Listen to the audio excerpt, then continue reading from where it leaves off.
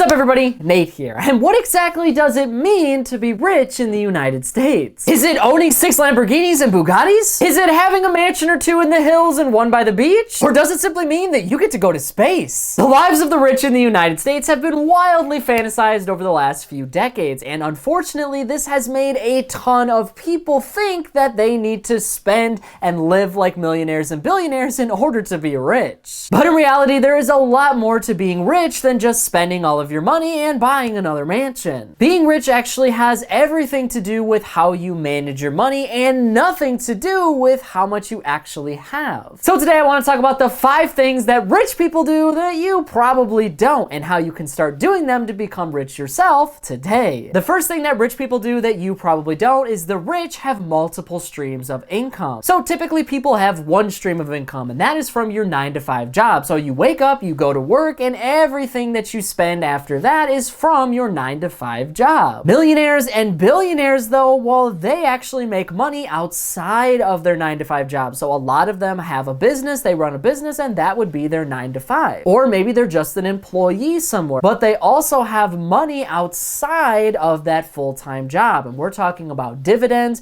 we're talking about owning real estate, we're talking about capital gains that they make from selling assets, and the actual profits they make from owning a business. So why are these things so important, and why do millionaires have them? Well, millionaires realize that having more than one stream of income not only protects you, but it amplifies your earnings. What you have to understand is there is nothing wrong with working a 9-to-5. In fact, this is how many wealthy people actually start their wealth journey. They work a 9-to-5 that allows them to have the money in order to buy assets and to gain other types of income. But having this be your only source of income opens you up to a lot of problems. For instance, you just don't have much financial control over your life because it's controlled by someone else or a business. If you work a 9-to-5, then what if you lose your job? Now you don't have any income, and if you don't have an income, you can't pay your bills and you can't buy things that you need and want. That is a serious problem, and it can prevent you from building wealth. It literally puts you behind. And there is a cap. If you work at a business, you're not going to be able to make a certain amount of money. You can only make what your job is willing to provide. Not to mention, a full-time 9-to-5 job is active income, which is going to be the most highly taxed part of your income. Dividends and capital gains and gains that you get on real estate and all of these other things, well, they're not taxed as highly as your 9-to-5 income. So that means you get to keep more of it. And that is the first pinnacle that you need to understand, is the people who own things, the people who have multiple streams of income,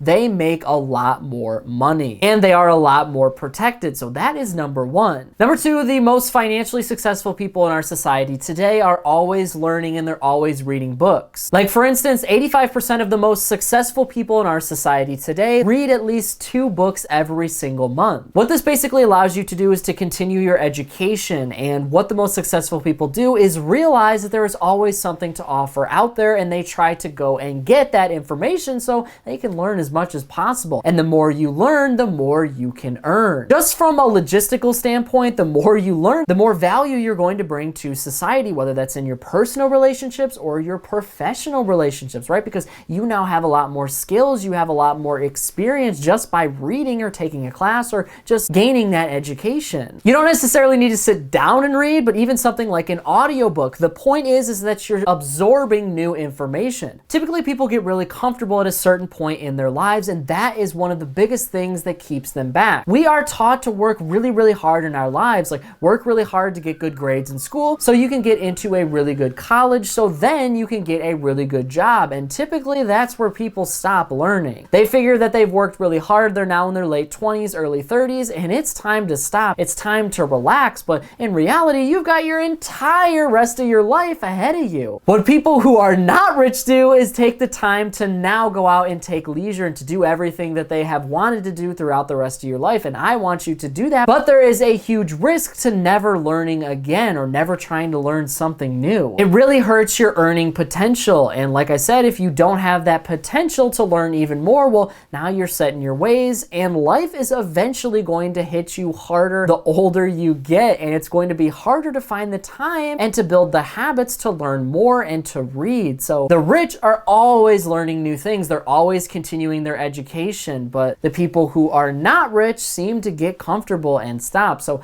Number 2, continue to read and continue to educate yourself. Number 3, and possibly the most important thing on this list, you need to invest your money. I was taught growing up that you need to save and work hard, and that is the way that you are financially successful in life. Save every penny that you have, watch your money, and eventually you will become successful. To be honest with you, saving just is not the way to build wealth. Sure, saving is important for your overall financial journey, but if you save too much, you can actually make yourself poor because of things like inflation. The value of our dollars are losing value every single day because inflation is going up, meaning all of those dollars are dropping in buying power, so we can't buy as much, and if you just save your money, you're never going to grow it. Investing not only beats inflation, but it gives you something of value that you can own and then sell, and that gains appreciation over time. And the longer you hold on to that asset, the chances are it's going to continue to gain in interest. And this doesn't have to be a complicated thing. I mean, 20 or 30 years ago, it was pretty complicated to invest in something like stocks or real estate, but today we have so many apps, we have so much more accessibility for investing and education around investing that pretty much anybody can do it. You can literally start investing with $1, and the more you continue to build, the more that value is going to compound over time. The other caveat here too is the sooner that you start, the better. You know, eventually people kind of get a job and they invest in something called a 401k plan, and that gives you exposure to things like stocks and bonds and other types of assets. But the 401k was never meant to be your sole retirement vehicle. It was meant to subsidize your retirement versus other types of investing. You can use that to get money right now and to grow your wealth, so that way you have more money to spend down the road and you can live your life how you want to. A lot of people don't make investing a priority. They save their money, they're good with money management, but at the end of the day, they just don't invest. They spend, they save, and then with whatever's left over, they decide to invest their money. But that ends up not being a lot, and it ends up being different every time. When you make investing a priority, now it is the top of your funnel. You're going to invest a certain amount every single day or every single week or every single month, and then you're going to save, and then you are going to spend. It's basically just prioritizing what you want out of life. And again, I want you to have everything that you want in life. I want you to be able to spend your money how you want to. But there are risks to investing and there are risks to not investing. And it really just comes down to, what do you want in the future? The rich want to grow their money over time. They want to continue to have more of it. They want to build something that can't be taken away. They want to buy their time back, and that comes with money. You will probably never become a millionaire saving your money or just working at your job. You have to invest if you want to become rich in today's society. Number 4 is something that I do not hear talked nearly enough about in today's culture when we talk about money. The rich are going to want to protect their money. They're always thinking about what could happen, and they're thinking about ways to prevent that in the future. One of the ways that the rich do this is by getting a term life insurance policy. Term life insurance might be for 25 years, it could be for 30 years, it really just depends, but basically it's going to protect you and your money, your finances, and your family if something was to happen to you. We are all trying to be on a wealth building journey. No matter how much you invest, no matter how many businesses you start, no matter how many dividends you have, all of that can end in an instant if your life is taken away. That drastically hurts your family, and you might have millions saved up, but life insurance can give you millions more. That means while you are continuing on your wealth building journey, if you don't have millions upon millions of dollars to protect your family and pay off your debt, then you need life insurance. That will come in handy if something happens to you, and it means that your family can continue living on and building wealth. And think about if you don't have it, right? I mean, a lot of people who are not rich don't have life insurance. They don't have many types of insurance at all. They think it's a scam. And the reality is, you might end up paying thousands upon thousands of dollars into a term life insurance policy and never see a payout from that plan. But honestly, this is the best case scenario, because that means you outlived it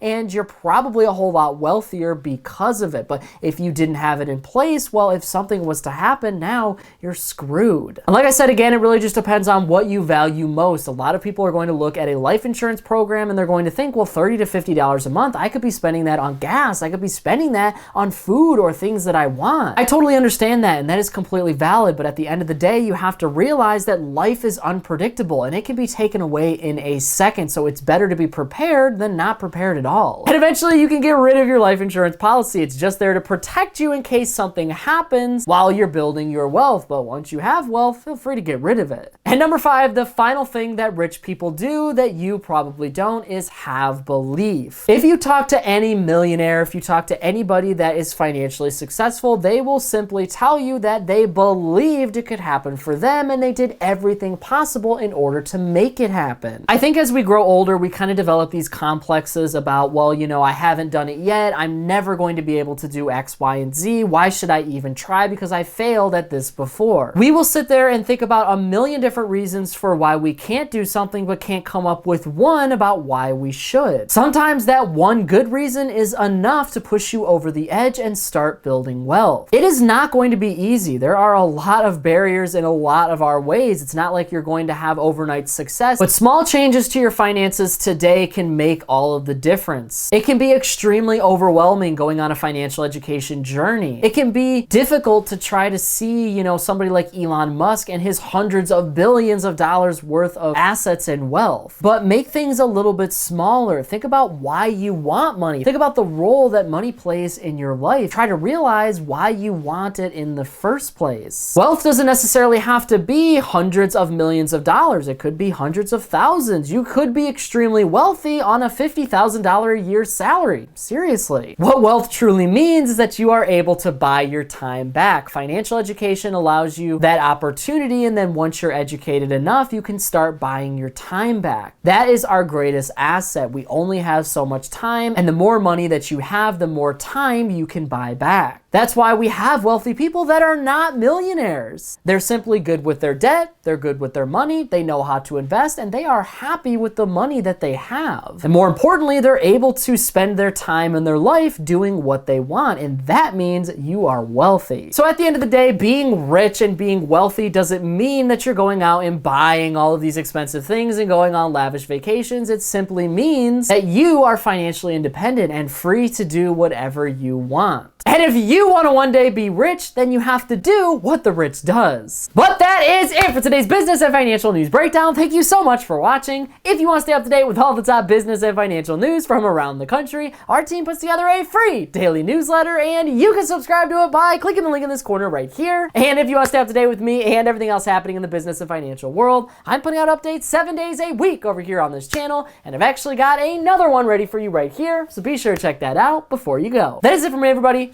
Be kind out there, and I'll see you all in the next one.